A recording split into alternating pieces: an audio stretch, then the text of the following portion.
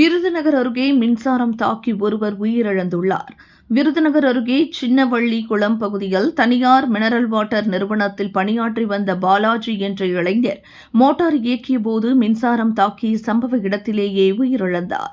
சம்பவ இடத்திற்கு வந்த போலீசார் பாலாஜியின் உடலை கைப்பற்றி உடற்கூறு ஆய்வுக்காக விருதுநகர் அரசு மருத்துவக் கல்லூரி மருத்துவமனைக்கு அனுப்பி வைத்து வழக்கு பதிவு செய்துள்ளனர்.